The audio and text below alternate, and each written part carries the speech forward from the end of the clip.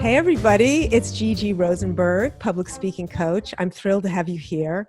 I am so excited to have Scarlet Chamberlin with us today because I need her to answer the question that everyone's been asking me, what do I wear online?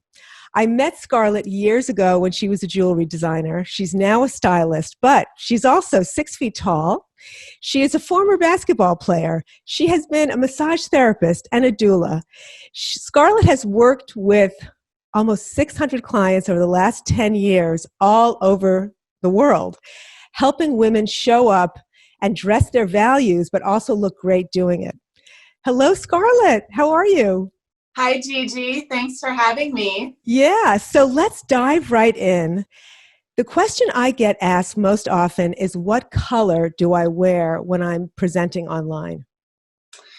So, I think that the traditional color recommendations for appearing on camera are tried and true in this situation.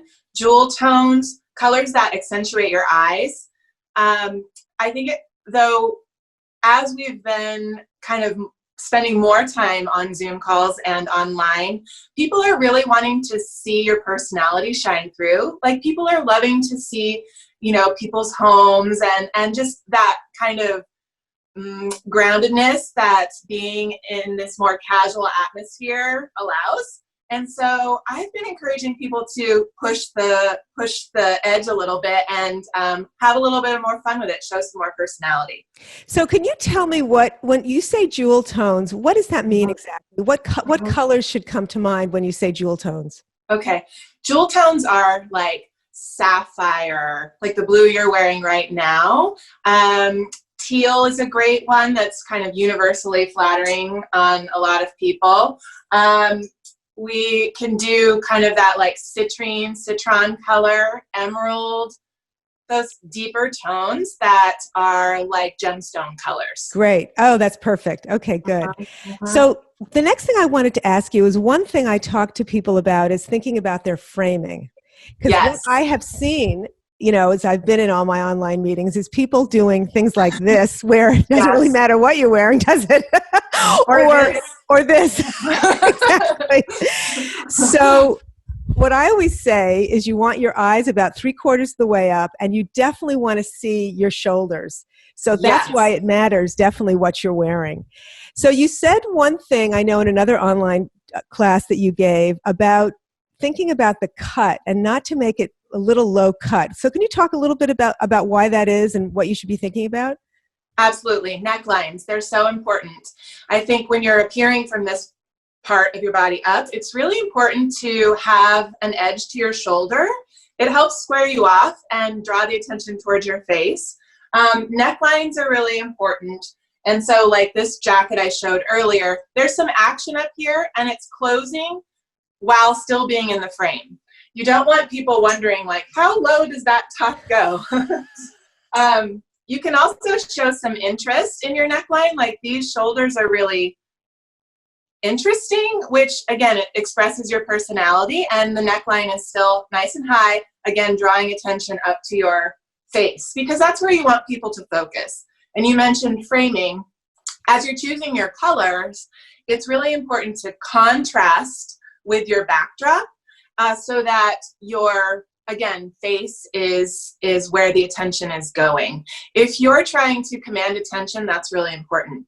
If you're trying to kind of blend in and be in the background, then maybe dressing to kind of blend in with your backdrop is less important. So, for example, I was on a call the other day where I saw a man, white background, white shirt, and he was just a floating head. So that's not a good idea. But one thing about color I wanted to ask you is, I happen to love black. And a lot of clients I work with also love black. And it sounds like black is not the best choice. And is there a reason for that? Or does it really depend on the background and everything else you're considering? I think if you have like jet black hair, wearing black can be really powerful. It can be very graphic. Again, you just want to make sure that you're contrasting with your background. I would wear something, if you are choosing to wear black, make sure it's tailored and really showing your figure. So I get this question a lot because people think black is slimming, and I want to appear slim on camera, which I totally get. But yes, it can kind of come off as boring, and we want to showcase our personality. So I have this black top, which meets our criteria of the neckline and the shoulder, and it's very simple. It is tailored. But adding a piece of jewelry that just adds a pop can make your black top more interesting, and also give people something to talk about and an invitation to connect with you on that piece of jewelry you're wearing. I love that. So let's talk. Sometimes I call it statement jewelry, and I don't even know if that's the right term. Yes. But talk about jewelry, because there are some things I don't advise people to wear, like dangly earrings that suddenly can become very distracting. But what kind of jewelry? what kind of jewelry is it? Because I agree that it's great to have some kind of statement. So what are some of the things they should be thinking about? This is the right kind of jewelry, and this is maybe not the best choice. Right.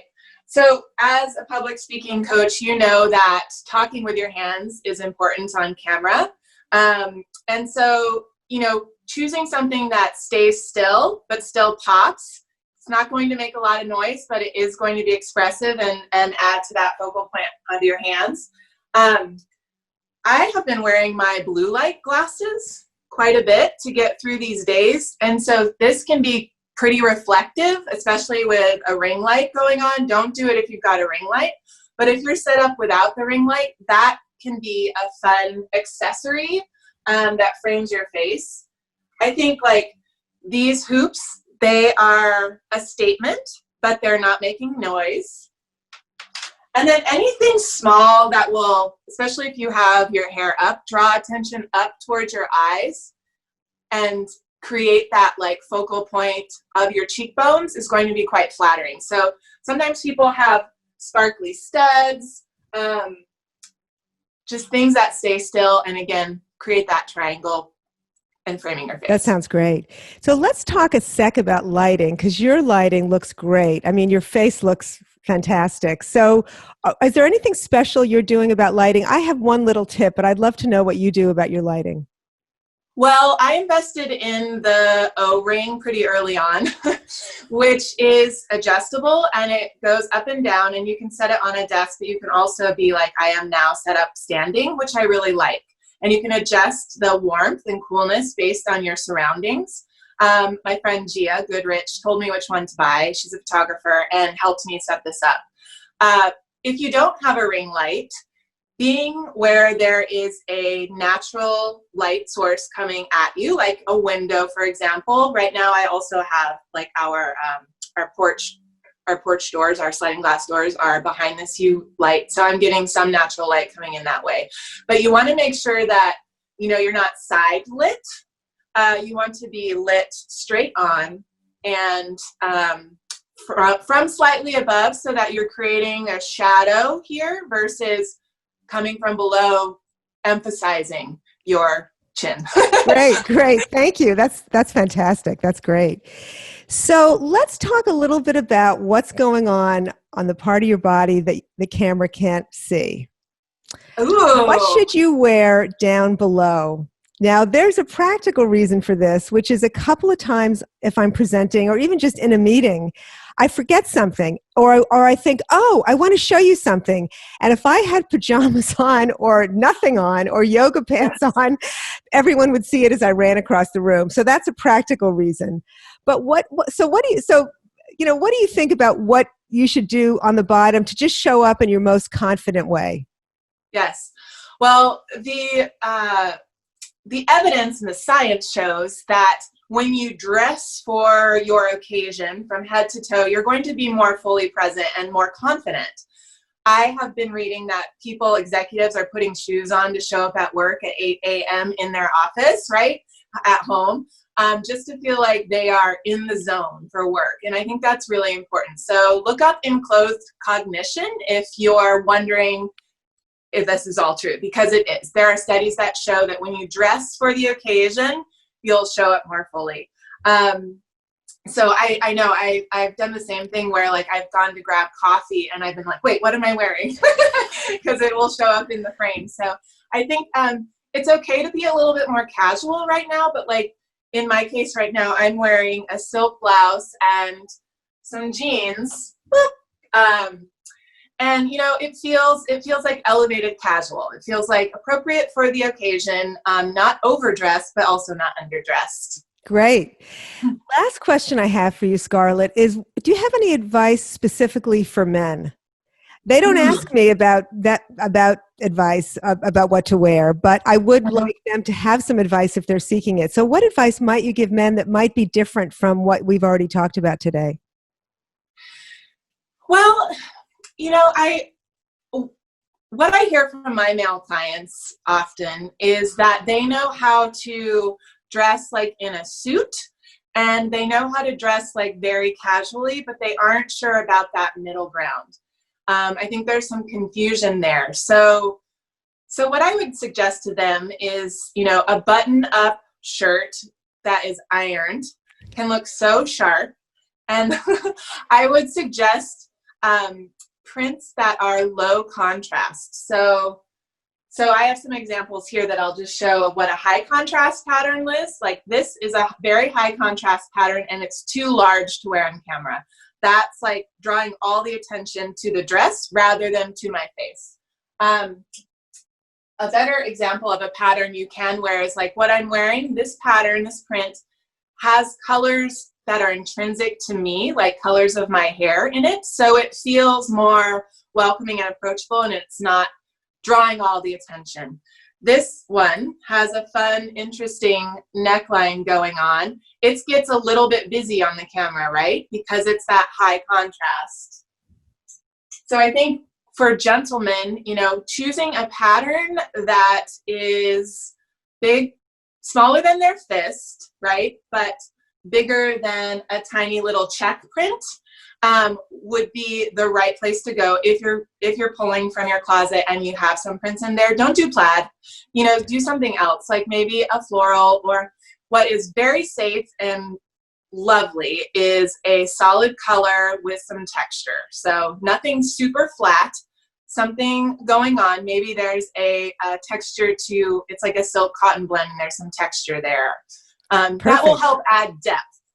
Great, great. Is there anything else you want to show us on your example? Ooh, sure. There? Well, I brought in this collar jacket. That's a nice pop of color. And this one is a great color to wear for when you're trying to command attention. And it has just a fun neckline, but it's casual. It's cotton. I don't know if you can tell in the camera. It fits. This one is a pattern that I actually like on camera. It's small, but because it's subdued, it's showing my personality that I have some interest going on, but it's not too busy. And these I just brought in for examples of texture. So this is a cashmere sweater that has some action on the shoulders, which is nice, but the neckline still stays within the frame. And it's a gray, it's a charcoal gray. This is actually the only piece of gray clothing that I have in my wardrobe. What I love about it is just feels so good. And sometimes this like cashmere sweater with a little bit of interest can really be nice on the camera. Again, adding depth with that texture. Here's just two more examples. This has got some fun detail up at the neckline, and this just has a little bit of playfulness on a more traditional cardigan. So again, just like thinking about how to show your personality and stand out when you want to. Fantastic. So Scarlet, how can people get a hold of you? Anything else you want to say before we say goodbye today? Ooh, well, I am here based in Portland with a studio down in Old Town. However, right now I'm working with people mostly online, and I've got a whole slew of tools to make that easy. We're also meeting in people's backyards, which has been so fun and delightful just to like enjoy the summer and spread out. So if anyone's, interested in how I work, have them use one of the links below and get in touch. That sounds great. I will post the links with this. So Scarlet, thank you so much for taking the time to meet with me today. And thanks so much for listening. And I will talk to you all soon. It's Gigi. Thank you. Rosenberg.com. Bye, Scarlet. Talk to you soon. Thank you, Gigi.